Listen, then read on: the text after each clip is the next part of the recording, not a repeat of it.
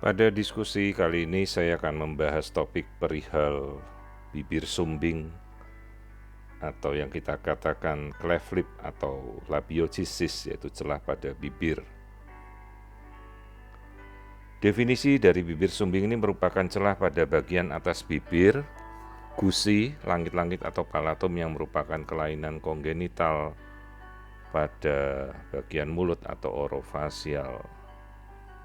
Hal ini disebabkan karena kegagalan pada masa embrio, yaitu jaringan mesoderm, menggabungkan bagian depan wajah pada hidung, frontonasal dan bagian rahang atas atau prosesus maxillaris pada usia kehamilan sekitar 4-7 minggu, sedangkan celah langit-langit atau palatum lebih lambat terjadi lagi pada usia kehamilan 7-10 minggu.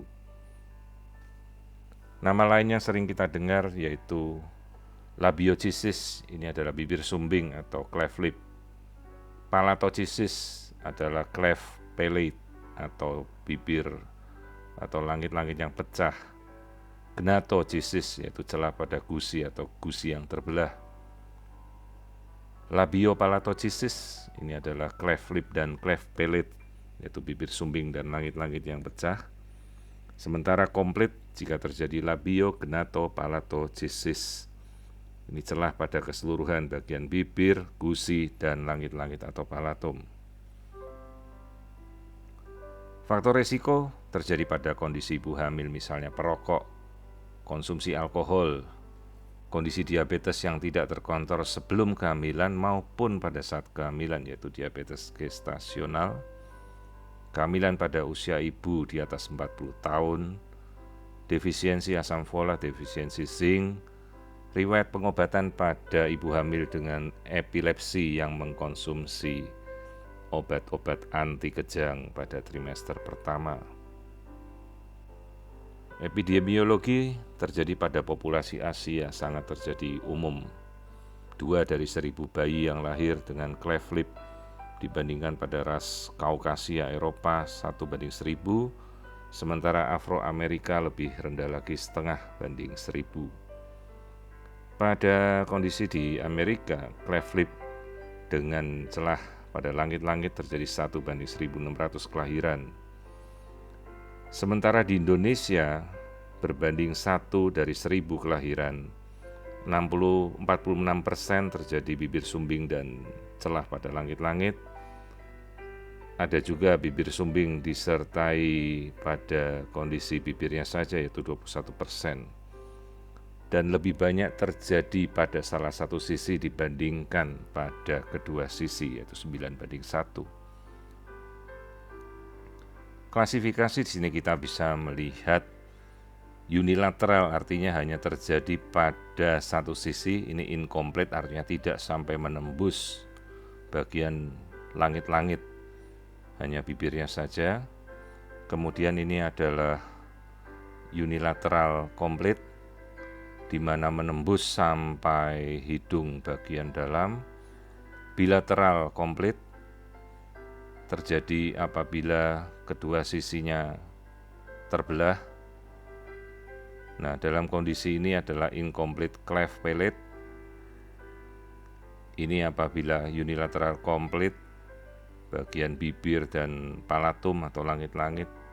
Ini adalah kasus bilateral complete pada kedua sisi dari bibir dan langit-langit.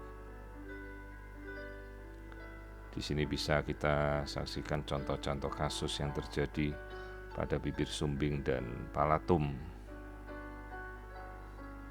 Prognosis 90% mengalami kondisi yang normal dan dapat secara jelas mengucapkan meskipun tidak terlalu tajam artikulasi dari perkataan dari pasien-pasien penderita bibir sumbing ini. Biasanya terhubung juga dengan gangguan pada telinga, di mana sering terjadi infeksi pada bagian telinga tengah karena sambungan hubungan dari saluran telinga atau tuba eustachius ini tidak sempurna. Secara umum pada masa saat ini pembedahan bedah plastik, bedah rekonstruksi bibir sumbing ini luar biasa, sangat memuaskan. Hanya memang kita harus memperhatikan bagaimana pola mengasuh, menyapih, memberikan makanan pada kondisi-kondisi bayi-bayi yang terjadi bibir sumbing ini. Ini butuh perhatian khusus. Syarat untuk rekonstruksi yaitu dilakukan berdasarkan Rule of 10 atau aturan 10, yaitu usia harus lebih dari 10 minggu bayi ini setelah lahir, dengan kondisi harus di atas 10 pounds. Ini adalah aturan dari berat versi Inggris. 1 pound itu kemungkinan sekitar 5 ons ya. Kemudian hemoglobin harus di atas 10 kadar darahnya. Pada bayi baru lahir kita harus melakukan diagnosis dan konseling. Jadi kita mengedukasi cara memberikan makan pada si bayi. Kemudian kita harus melakukan evaluasi genetika si bayi. Dan mungkin kita bisa mengedukasi bagaimana agar ini tidak terjadi lagi dalam keluarga pada kehamilan berikutnya. Pada usia 3 bulan kita bisa memberikan perbaikan pada daerah celah bibir itu, atau juga dengan penempatan tabung ventilasi. Pada usia 6 bulan ini prabedah, kita evaluasi kemampuan bicara pertamanya. Pada usia 9 bulan terapi bicara kita mulai. Usia 9-12 bulan perbaikan penempatan tabung ini jika tidak dilakukan pada saat perbaikan awal. Pada usia 1-7 tahun kita bisa melakukan perawatan ortodonsi bagian gigi mulut. Pada usia 7-8 tahun kita melakukan cangkok tulang alveolar. Lebih dari 8 tahun kita lakukan perawatan ortodonsi, dan usia 8-12 tahun kita berikan bone graft. Jadi ini seperti tulang implan. Ini lebih nanti pada bagian bedah rekonstruksi, bedah plastik yang lebih memahami, atau bedah mulut rekonstruksi. Sementara pada bayi-bayi yang terlahir dengan bibir sumbing, ini kita bisa mencari botol dengan desain yang khusus. Bagaimana kita memberikan maksimal tiap 20-30 menit dalam 3-4 jamnya, dan apakah feeding ASI-nya perah ini yang kita masukkan dalam botol ini adekuat, ditandai dengan urinnya ini pada popoknya berganti sebanyak 5-6 kali penuh per hari. Di sini beberapa contoh botol susu yang khusus untuk pemberian pada bayi-bayi dengan bibir sumbing. Edukasi kita lakukan terapi bicara apabila langit-langit ini gagal menutup. Jadi memungkinkan udara keluar melalui hidung selama berbicara sehingga artikulasinya tidak jelas. Observasi bisa kita lakukan pada dokter THT untuk melihat apakah ada infeksi pada telinga atau ketidaknormalan pada saluran telinga, tuba eustasia. Terapi pada dokter gigi atau dokter bedah mulut untuk menjaga higiene mulut sejak dini. Biasanya juga terjadi kelainan jumlah dan abnormalitas dari gigi, jadi harus butuh perawatan gigi.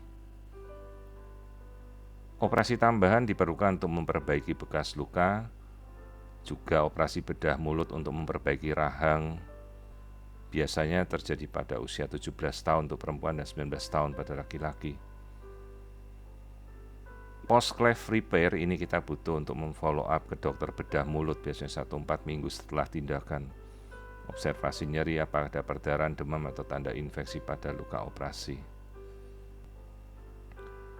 Diagnosa antenatal artinya diagnosa secara ultrasonografi ini bisa kita temukan dan sangat membantu diagnosa prenatal.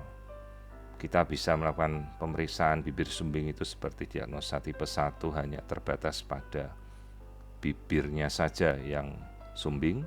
Tipe 2 muncul pada dua sisi, juga muncul pada salah satu sisi disertai dengan langit-langit yang celahnya pecah. Kemudian tipe 3 apabila terjadi bilateral bibir sumbing dan langit-langit yang pecah juga. Tipe 4 ini terjadi pada bagian tengah, bibir sumbingnya terjadi pada bagian tengah dan tembus sampai langit-langit di bagian tengah. Sementara tipe 5 ini kelainan pada wajah berhubungan dengan kelainan amniotic band syndrome atau pecahnya selaput ketuban sejak awal atau limb body wall defect. Ini contoh kasus yang kita bisa lihat. Jadi kebetulan ini adalah bagian dari hidung yang terbelah. Gambar ini tidak terlalu jelas, ini menampilkan wajah hidung yang tidak jelas, sementara celahnya sampai jebol ke dalam. Akan lebih jelas pada gambar berikut ini. Nah, ini adalah contoh dari labiochisis tipe 1-2, di mana terjadi unilateral bibir sumbing hingga menembus langit-langit, dan ini bisa kita rekonstruksi dengan tindakan rekonstruksi bedah plastik, bedah mulut secara sempurna.